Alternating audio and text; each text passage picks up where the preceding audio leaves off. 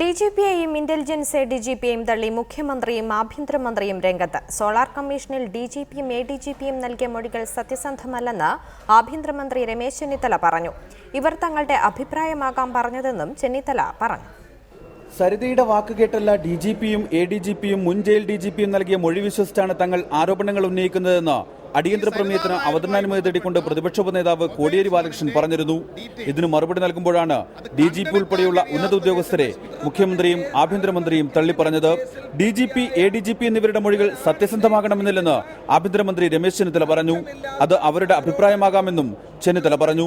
പോലീസിന്റെ അന്വേഷണകാലത്ത് രേഖകളൊന്നും നഷ്ടപ്പെട്ടിട്ടില്ല എന്നായിരുന്നു മുഖ്യമന്ത്രിയുടെ പ്രതികരണം. സരിതയുടെ ഫോൺ രേഖകൾ IG ജോസ് നശിപ്പിച്ചുവെന്നായിരുന്നു ഡിജിപി TP സെൻകുമാർ സോളാർ കമ്മീഷന് നൽകിയ മൊഴി. ശ്രീധരൻ നായർ മുഖ്യമന്ത്രിയുടെ ഓഫീസിലെത്തുമ്പോൾ സരിത അവിടെ ഉണ്ടായിരുന്നു എന്ന റിപ്പോർട്ട് ADGP A ഹേമചന്ദ്രനും കമ്മീഷന് നൽകിയിരുന്നു. ഈ മൊഴിയും റിപ്പോർട്ടും എതിരായതോടെയാണ് ഉന്നത ഉദ്യോഗസ്ഥരെ തന്നെ സർക്കാർ തള്ളിയത്. റിപ്പോർട്ടർ, തിരുവനന്തപുരം.